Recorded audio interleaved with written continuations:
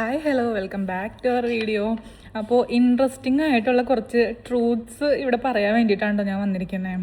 അതായത് ഇപ്പം നമ്മുടെ സൊസൈറ്റിയിൽ പൊതുവേ കണ്ടുവരുന്നതാണ് ഈ ഗേൾസിനെ കെണിപ്പെടുത്തുക, പിന്നെ എന്താ പറയുക, ട്രാപ്പ്, ഹണി ട്രാപ്പ് വെച്ച് അതിനകത്ത് വീഴ്ത്തുക, പിന്നെ ജീവിതകാലം മുഴുവൻ അടിമയാക്കി കൊണ്ടു കിടക്കുക. അങ്ങനത്തെ ഒരു പരിപാടിയാണേ. ഇത് ഞാൻ മനസ്സിലാക്കിയതെന്ന് വെച്ചിട്ടുണ്ടെങ്കിൽ, ഞാനിങ്ങനെ ഒബ്സർവ് ചെയ്യുന്ന ആളാണ്. എന്തെങ്കിലും കാര്യങ്ങൾ പതിവില്ലാതെ കണ്ടു കഴിഞ്ഞാൽ ഞാൻ അപ്പോൾ ഒബ്സർവ് ചെയ്യും. അപ്പോൾ ഇത് എനിക്ക് മെയിൻലി എൻ്റെ ലൈഫിൽ എനിക്ക് ഒരു അറ്റാക്ക് എൻ്റെ നേരെ വന്നപ്പോഴാണ് ഞാനിത് കൂടുതൽ ശ്രദ്ധിച്ചത്. അപ്പോൾ ഇതിന് മെയിനായിട്ട് ഒരാൾ ഞാൻ ശ്രദ്ധിച്ച ആളെന്ന് പറഞ്ഞിട്ടുണ്ടെങ്കിൽ എൻ്റെ ഒരു കസിൻ ബ്രദറാണ്. ഞാൻ എപ്പോഴും ചേട്ടായി എന്ന് വിളിച്ചായിരുന്നു പുറകെ നടന്നുകൊണ്ടിരുന്നായിരുന്നേ. പക്ഷെ എന്നാണോ ആളുടെ തേർഡ് ക്ലാസ് മൈൻഡ് ഞാൻ കണ്ടു തുടങ്ങിയത്, അതായത് ഇങ്ങനെയാണ് ഇവൻ ചേച്ചീനെ കെട്ടിയത് എന്ന് മനസ്സിലാക്കിയ അന്ന് മുതൽ ഞാൻ അവൻ്റെ പേര് വിളിച്ചു തുടങ്ങി. അപ്പോൾ ഇവന് മാത്രമല്ല ഇങ്ങനെയുള്ളത്, ഈ ഒരു പ്ലാൻ ഇവനും ഇവൻ്റെ ഫ്രണ്ട്സിനും കൂടെ ഉള്ളതാണ്. അപ്പോൾ എന്താണെന്ന് ഞാൻ പറയാം. ആദ്യം പൊന്നെ ചക്കരെ കരളെ എന്നൊക്കെ പറഞ്ഞിട്ട് ഏത് പെൺകൊച്ചിനെയാണ് ഇഷ്ടപ്പെടുന്നത് അവരുടെ പുറകെ കടന്ന് ആദ്യം അവരെ വീഴ്ത്തും. പിന്നെ അവരുടെ ഇൻസ്റ്റ, FB, വാട്സാപ്പ് എല്ലാത്തിലും സ്റ്റോക്ക് ചെയ്ത് തുടങ്ങും.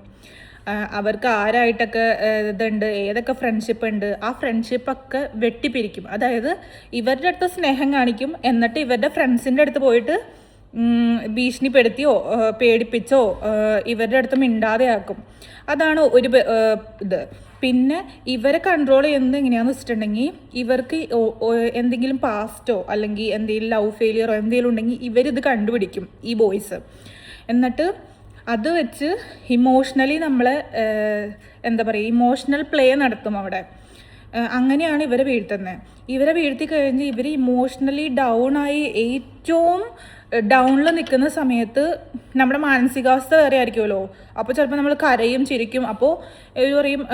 അപ്പോൾ എന്താ പറയും, ഇവർ ഈ പെൺകുട്ടികളുടെ പാരൻസിനെ ടീസ് ചെയ്യും. എന്നിട്ട് പറയും എങ്ങനെ നിങ്ങളുടെ മോക്ക് വല്ല ഡിപ്രഷനാണ് കാര്യങ്ങളൊക്കെയാണെന്ന് പറഞ്ഞുകൊണ്ട് ഒരു സൈക്കോളജിസ്റ്റിനെ കൊണ്ടുവന്ന് കാണിച്ച് ഫേക്ക് ടാബ്ലറ്റ് വിത്ത് ദ അറിവോടെ ആ സൈക്കോളജിസ്റ്റിൻ്റെ അറിവോടെ തന്നെ ഇവർക്ക് ഫേക്ക് ടാബ്ലറ്റ് കൊടുക്കും. അങ്ങനെ ഇവർ എന്ത് പറഞ്ഞാലും ഇവരുടെ വായടപ്പിക്കാൻ വേണ്ടിയിട്ട് ഇവർക്ക് പ്രാന്താന്ന് വരുത്തി തീർക്കും. അങ്ങനെ വരുത്തി തീർത്തിട്ടുണ്ടെങ്കിൽ ഇവന്മാർ ചെയ്യണ എന്തെങ്കിലും കാര്യങ്ങൾക്കെതിരെ സംസാരിച്ചിട്ടുണ്ടെങ്കിൽ അപ്പോൾ തുടങ്ങും, നിനക്ക് വട്ടല്ലേ, അതുകൊണ്ടല്ലേ നീ ഇങ്ങനെ സംസാരിക്കുന്നത് എന്നൊക്കെ.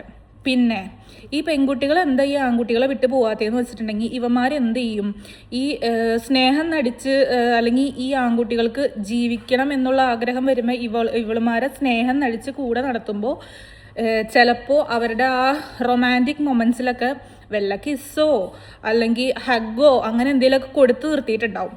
അപ്പോൾ ഈ ബോയ്സിലും ഗേൾസിലും കപ്പിൾസ് ആവുന്ന സമയത്ത് ഡോമിനൻസ് ഉണ്ടല്ലോ, അതായത് കൂടുതൽ തെറ്റ് ചെയ്ത ആൾക്കാർ അണ്ടറിലും കുറച്ച് ഡീസൻ്റ് ആയിട്ടുള്ള ആൾക്കാർ ഡോമിനൻ്റ് ആയിട്ട് നിൽക്കുന്ന ആ ഒരു സംഭവം ഉണ്ടല്ലോ.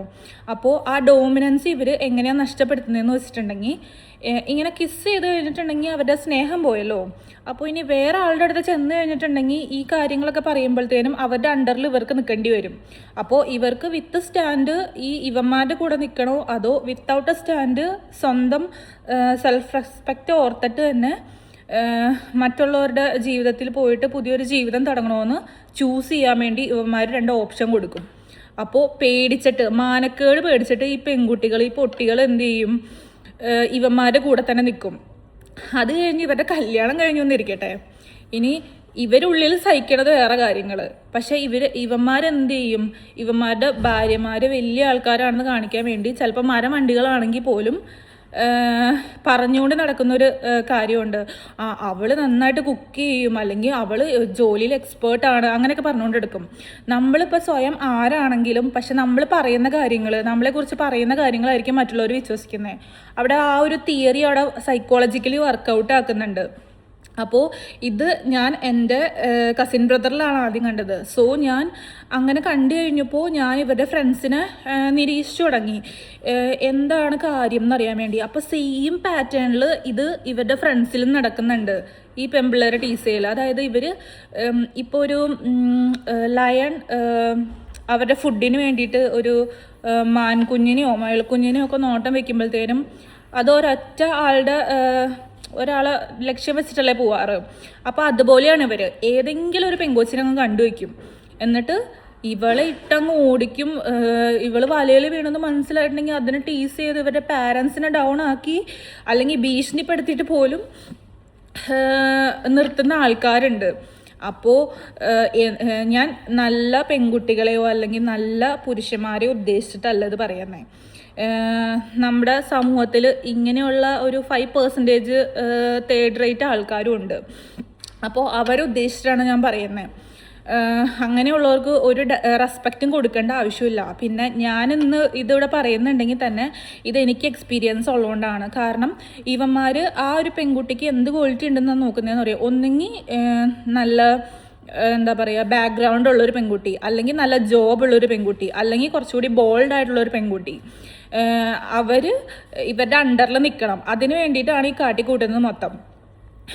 എനിക്ക് ഈ ഒരു ആള് ഞാനിങ്ങനെ ചേട്ടായി എന്ന് വിളിച്ചുകൊണ്ടിരിക്കുന്ന ആള് അവരുടെ 2 ഫ്രണ്ട്സ്. അപ്പം ഞാൻ ഓൾറെഡി അത്യാവശ്യം പഠിച്ച് എൻ്റെ പഠിത്തം പൂർത്തിയായി ഞാൻ ജോലിക്ക് കയറാൻ നിൽക്കുന്ന ഒരു ടൈമാണ്. ഒരു 23-24 ഏജൊക്കെ ഉണ്ടാവും.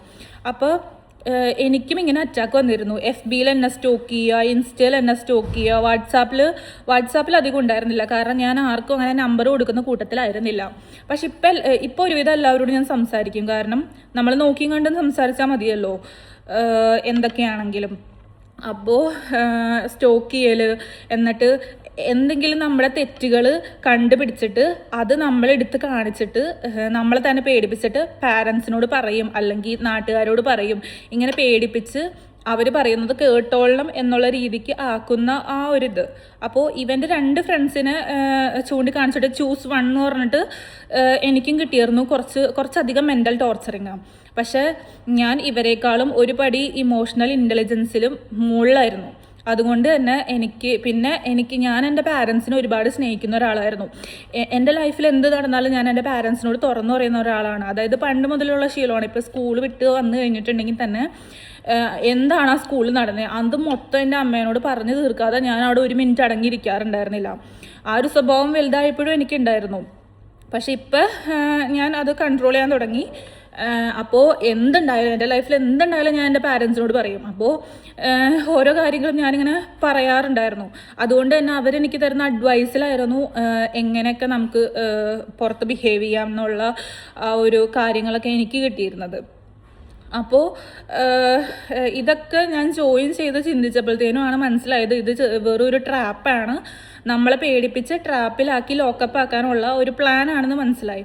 അപ്പോൾ എനിക്കെതിരെ ഇത് വന്നപ്പോഴത്തേനുമാണ് ഞാൻ ഇത് പുറത്ത് പറഞ്ഞു തുടങ്ങിയത്.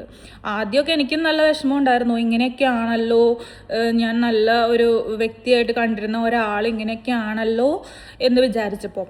പിന്നെ ഞാനിവിടെ ആരുടെയും പേര് പറഞ്ഞിട്ടില്ല. അതുകൊണ്ട് വ്യക്തിഹത്യക്കെതിരെ ആർക്കും എനിക്ക് കേസ് എടുക്കാൻ പറ്റില്ല. ഞാൻ ജനറലായിട്ട് ഞാൻ ഫേസ് ചെയ്തൊരു എക്സ്പീരിയൻസാണ് ഞാനിവിടെ പറഞ്ഞത്. പിന്നെ നിങ്ങൾക്ക് ആളറിയണം എന്നുണ്ടെങ്കിൽ എല്ലാ ക്ലൂസും ഞാൻ ഈ വീഡിയോയിൽ ഇൻക്ലൂഡ് ആക്കിയിട്ടുണ്ട്. അപ്പോൾ എന്താണെന്ന് വെച്ചിട്ടുണ്ടെങ്കിൽ ഇങ്ങനെയുള്ള ആൾക്കാരെയൊക്കെ നല്ല പണിഷ്മെൻ്റ് തന്നെ കൊടുക്കണം. ഇന്ത്യൻ പീനൽ കോഡിൽ എന്തെങ്കിലും നിയമങ്ങളുണ്ടെങ്കിൽ താഴെ കമൻറ്റ് ചെയ്തേക്ക്. കാരണം അങ്ങനെ വെറുതെ ഇടാൻ പാടില്ലല്ലോ. കാരണം ഓരോ പാരൻസും അവരുടെ പെൺമക്കളെ ആണെങ്കിലും ആമക്കളെ ആണെങ്കിലും പഠിപ്പിച്ച് നല്ല നിലയിൽ എത്തിക്കുന്നത് അവർ നല്ല നിലയിൽ ജീവിച്ച് കാണാൻ വേണ്ടിയിട്ടാണ്. അപ്പോൾ ഇങ്ങനെയുള്ള അവന്മാർ വന്നിട്ടാണ് അവരുടെ ഫാമിലി, ആ പെൺകുട്ടികളുടെ ഫാമിലി കുളം തോണ്ടാൻ നിൽക്കുന്നത്. പിന്നെ അവരുടെ ഫാമിലിയും അവർ ജീവിക്കുന്ന ജീവിതവും നരകവും സഫറിങ്ങും ആയിരിക്കും.